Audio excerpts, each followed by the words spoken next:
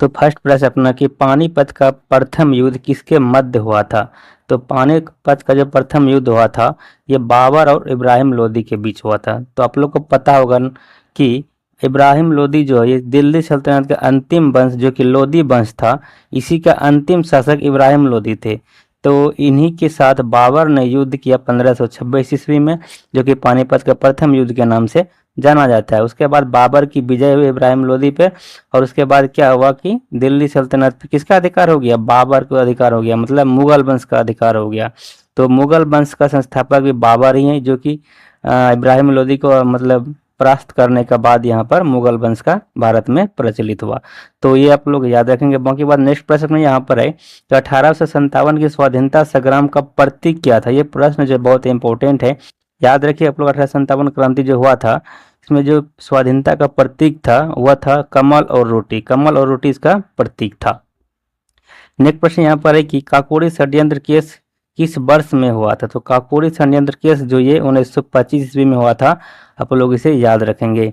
Next प्रश्न यहाँ की करो या मरो का नारा निम्नलिखित आंदोलन में से किसके साथ संबंधित है। करो या मरो का नारा जो ये भारत छोड़ो आंदोलन से संबंधित है, और ये आप लोग को पता है महात्मा गांधी से संबंधित यह आंदोलन है, भारत छोड़ो आंदोलन। इसी में करो या मरो का नारा दिया गया था, और यह नारा आप लोग को पता है कि महात्मा गांधी जी के द्वारा दिया गया था।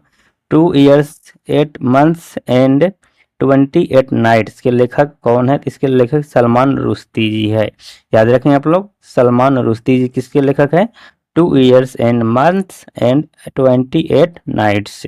नेक्स्ट प्रश्न यहाँ पर है कि यूजीसी के दिशा निर्देशों के अनुसार उच्च शिक्षण संस्थान में विदेशी छात्रों के लिए सीटों की प्रतिशत सीमा कितनी है।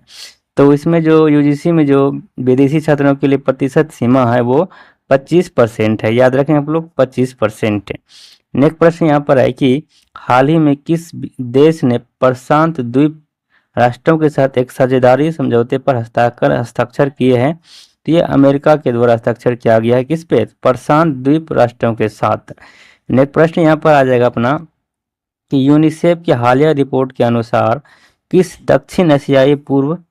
दक्षिण पूर्व एशियाई में 10 लाख से अधिक लोग विस्थापित हुए हैं। तो ये म्यांमार के लोग विस्थापित हुए हैं, याद रखें आप लोग।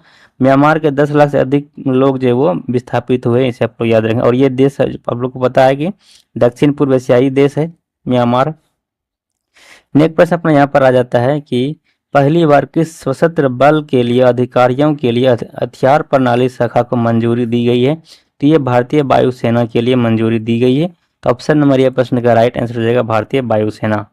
नेक्स्ट प्रश्न यहाँ पर है टडोबा टाइगर रिजर्व जिसने वैश्विक खाद्य दिवस समारोह की मेजबानी की, यह भारत के किस राज्य में स्थित है। तो टडोबा टाइगर रिजर्व याद रखें आप लोग, ये मध्य प्रदेश नहीं, महाराष्ट्र में था। तो टडोबा टाइगर रिजर्व आप लोग याद रखेंगे कहाँ है, महाराष्ट्र में। तारापुर भी कहाँ है, महाराष्ट्र में ही है। नेक्स्ट प्रश्न यहाँ पर है कि कौन सी विमान निर्माता कंपनी भारतीय वायुसेना को C-295 मतलब C-295 परिवहन विमानों की डिलीवरी शुरू कर दी है। तो ये कंपनी जो है वो एयरबस कंपनी है, जिसने कि भारतीय वायुसेना को C-295 परिवहन विमानों की डिलीवरी शुरू कर दी है। और पहला जो वायु ये क्या कहते हैं विमान खरीदा गया था इस टाइप का, वो फ्रांस से खरीदा गया था, इसे आप याद रखेंगे। नेक्स्ट प्रश्न यहाँ पे प्रतिवर्ष हिंदी दिवस कब मनाया जाता है। तो प्रतिवर्ष हिंदी दिवस जो हम लोग मनाते हैं ये 14 सितंबर को मनाते हैं, और ये हिंदी दिवस जो राष्ट्रीय हिंदी दिवस जो है वो 14 सितंबर को मनाते हैं। यदि पूछा जाता है कि विश्व हिंदी दिवस कब मनाते हैं तो वो हो जाता है 10 जनवरी। नेक्स्ट प्रश्न है कि Tata power renewable energy limited किस राज्य में 28.12 मेगावाट के ग्रीन एनर्जी प्रोजेक्ट के लिए समझौता किया है। तो ये महाराष्ट्र राज्य में किया गया है। नेक्स्ट प्रश्न है कि मिस वर्ल्ड 2023 इवेंट का आयोजन किस शहर में किया जाएगा। तो मिस वर्ल्ड 2023 इवेंट का आयोजन जो है वो जम्मू कश्मीर में किया जाएगा। तो ये पहले का प्रश्न छपा हुआ इसलिए यहाँ पर किया जाएगा लिखा गया, ये जम्मू कश्मीर में जो है इवेंट हो चुका है। नेक्स्ट प्रश्न यहाँ पर है कि हाल ही में खबरों में ऑपरेशन मेघ चक्र किस संस्था से जुड़ा है। तो ऑपरेशन मेघ चक्र आप लोग को बता दूं कि CBI के द्वारा ये लॉन्च किया गया था, ऑपरेशन मेघ चक्र। याद रखें आप लोग, ऑपरेशन मेघ चक्र किससे संबंधित है, ये CBI से संबंधित है। नेक्स्ट प्रश्न यहाँ पर आ जाता है कि किस सुख गुरु ने विद्रोही राजकुमार खुसरो की सहायता धन एवं आशीर्वाद से की थी? ये गुरु अर्जुन देव जी ने सहायता की थी राजकुमार खुसरो के। प्रश्न अपने यहाँ पर 17 नंबर, इसमें पूछा जा रहा है आप लोग कि भारत के राज्यों में प्रस्तावित आणविक शक्ति केंद्रों से संबंधित निम्नलिखित युग्मों में से कौन सा सही सुमेलित नहीं है? तो जैतपुर जो ये महाराष्ट्र में है ये सही है, मीठी बर्ड ये भी गुजरात में, ये भी सही है, लेकिन हरिपुर की बात करें तो ये हरिपुर हरियाणा में ना होकर ये पश्चिम बंगाल में है, तो ये गलत था। तो ऑप्शन नंबर सी प्रश्न का राइट आंसर हो जाएगा। बाकी बाद कोबडा आणविक शक्ति केंद्रों से ये शक्ति केंद्र जो है वो आंध्र प्रदेश में है, तो कोबडा आणविक शक्ति केंद्र आंध्र प्रदेश में। एक बार रिवाइज कर लेंगे हम लोग इसको। देखिए तो पहला था जैतपुर जो कि महाराष्ट्र में, मीठी बर्दी गुजरात में हो गया, हरिपुर हो गया वेस्ट बंगाल और कोबडा हो गया आंध्र प्रदेश में। नेक्स्ट प्रश्न अपना आ जाता है यहाँ पर 18 नंबर की, निचली गंगा नहर का उद्गम स्थल गंगा पर है। तो निचली गंगा नहर का जो उद्गम स्थल जो गंगा पर है वो नरौरा है, याद रखें आप लोग। नेक्स्ट प्रश्न यहाँ पर है कि निम्नलिखित उच्चावच आकृतियों पर ध्यान दीजिए, इनका पश्चिम से पूर्व की ओर बढ़ते हुए क्रम सजाना है। तो यहाँ पर कुछ पर्वत श्रृंखला दिया गया, इसको कह रहा है कि पश्चिम से पूर्व में सजाना है। तो देखें तो महादेव पर्वत श्रृंखला ये कहाँ है? महादेव पर्वत श्रृंखला ये गुजरात में स्थित है, ये नर्मदा तापी के नदियों के बीच में ये श्रृंखला है। तो गुजरात हो गया सबसे पश्चिम में, उसके बाद मैकाल पर्वत हो जाएगा जो कि छत्तीसगढ़ में है, फिर छोटा नागपुर पर्वत जो कि झारखंड में आप लोगों को पता है, खासी पारियाम मेघालय में है। तो इसका क्रम हो जाएगा 1 2 3 4। तो पश्चिम से पूरब जैसे कि ये हो गया गुजरात, फिर उसके बाद छत्तीसगढ़ आ जाएगा, फिर झारखंड वाला हो जाएगा, फिर मेघालय। तो ये पश्चिम से पूरब की ओर पहाड़ियां हैं, इसे आप लोग याद रखेंगे। नेक्स्ट प्रश्न यहाँ पर है 20 नंबर,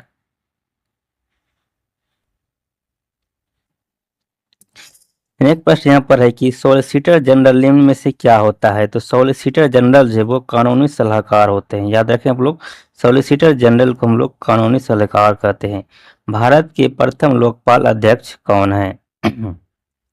तो भारत के जो प्रथम लोकपाल अध्यक्ष हैं वो पिनाकी चंद्र घोष है, याद रखें हम लोग, भारत के प्रथम लोकपाल अध्यक्ष वो पिनाकी चंद्र घोष थे। निम्नलिखित में से कौन एक पंचायतों से संबंधित नहीं है? तो राज्य निर्वाचन आयोग पंचायतों को चुनाव संपादित करेगा, ये सही है।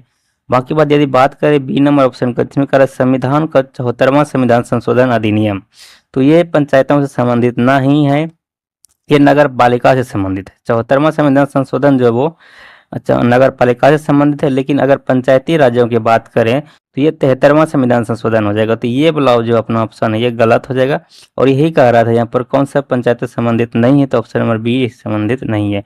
बाकी बात पंचायतों के कार्यकाल 5 वर्ष निर्धारित होगा, ये सही है। एक पंचायत के भंग होने से 6 माह के अंदर नया चुनाव कराया जाएगा, ये बात भी सही है।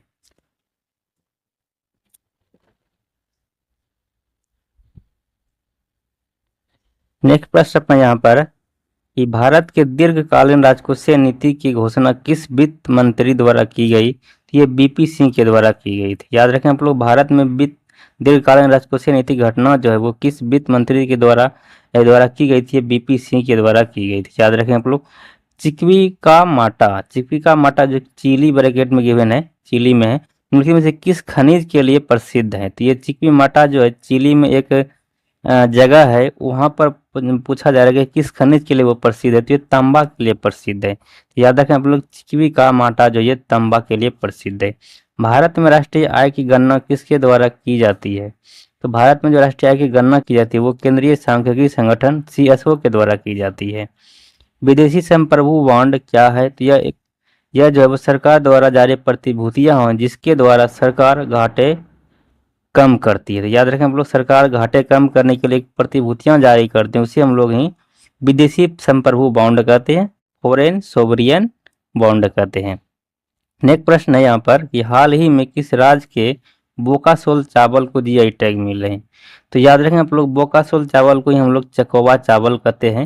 इनको जो GI टैग मिला है वो असम, मतलब असम के चावल ये है जो कहते हैं बोकासोल चावल जो है असम के चावल है, और असम राज्य को ही इसके लिए जीआई टैग मिला है।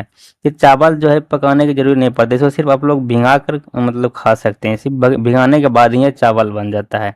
तो ये विशेषता है चावल की, तो इसीलिए ये असम में जो इसको बोकासुल चावल को जीआई टैग दिया गया है। नेक्स्ट प्रश्न है कि the hashtag safe hands challenge किसने शुरू किया है? तो यह WHO के द्वारा शुरू किया गया। याद रखें आप लोग, the hashtag safe hands challenge ये WHO के द्वारा किया गया है। नेक्स्ट प्रश्न यहाँ पर है कि विश्व शौचालय दिवस कब मनाया जाता है? 19 नवंबर को मनाया जाता है विश्व शौचालय दिवस। याद रखें आप लोग, इसी दिन पुरुष दिवस भी मनाया जाता है। तो पुरुष दिवस और विश्व शौचालय दिवस दोनों एक ही दिन मनाया जाता है और वो 19 नवंबर को मनाया जाता है। इनमें से कौन ऐसे राष्ट्रपति थे जिन्हें निर्विरोध भारत का राष्ट्रपति चुना गया था? तो नीलम संजीव रेड्डी एकमात्र ऐसे राष्ट्रपति है जो कि निर्विरोध भारत का राष्ट्रपति चुना गया था। मतलब ये हुआ कि जब जिस टाइम इसका चुनाव हो रहा था, नीलम संजीव रेड्डी जिस टाइम खड़े हुए थे राष्ट्रपति पद के लिए, उस टाइम इसके विरोधी कोई मतलब नहीं थे, मतलब इसके विरोध में कोई खड़े नहीं हुए थे। अदर राष्ट्रपति पद के लिए अदर कोई लोग खड़े नहीं हुए थे, मात्र एक ही नीलम संजीव रेड्डी जी खड़े हुए थे। इसीलिए हम लोग कहते हैं कि भारत के एकमात्र राष्ट्रपति जो कि निर्विरोध चुना गया था ये नीलम संजीव रेड्डी हो जाएगा। भारत में कि कितने राज्य नेपाल के साथ सीमा साझा करते हैं? तो ये भारत के जो है 5 राज्य ये नेपाल के साथ सीमा साझा करते थे। कौन कौन सा राज्य हो जाएगा? सबसे पहले तो उत्तराखंड हो जाएगा, फिर उत्तर प्रदेश हो जाएगा, फिर अपना बिहार हो गया, फिर उसके बाद बात करें तो ये पश्चिम बंगाल आ जाता है, फिर सिक्किम आ जाता है। तो ये 5 राज्य जो है ये नेपाल के साथ सीमा साझा करते हैं। नेक्स्ट प्रश्न की बात करें, इनमें से कौन सी नदी डेल्टा नहीं बनाती है? तो ये ताप्ती नदी जो कि डेल्टा नहीं बनाती है। डेल्टा ना बनाने वाली यह नदी है ताप्ती। बाकी बात गंगा नदी, गंगा महानदी और ताप गोदावरी ये डेल्टा बनाती है। डेल्टा बनाने का मतलब ये कारण आप लोग याद रख सकते हैं कि जितना भी नदी बंगाल की खाड़ी में गिरती है वो डेल्टा बनाती है। बाकी बात जो भी नदी उससे अरब सागर में गिरती है, मतलब पश्चिम तट की तरफ गिरती है अरब सागर में, वो क्या करती है? एस्चुरी का निर्माण करती है, ना कि डेल्टा का निर्माण करती है। ये ताप्ती नदी जो है ये पश्चिम की ओर बहती है और ये अरब सागर में जाके गिरती है, इसीलिए डेल्टा का निर्माण नहीं करेगी, एस्चुरी का निर्माण करेगी। नेक्स्ट प्रश्न है कि सबरीमाला जो कि हिंदुओं का तीर्थ स्थल है वो किस राज्य में स्थित है? तो ये केरल राज्य में स्थित है सबरीमाला। नेक्स्ट प्रश्न यहाँ पर 6 से 14 साल के बच्चों के लिए मुफ्त और अनिवार्य शिक्षा को मौलिक अधिकार कब मिला? तो ये मिला है 1 अप्रैल 2010 ईस्वी को। याद रखें आप लोग,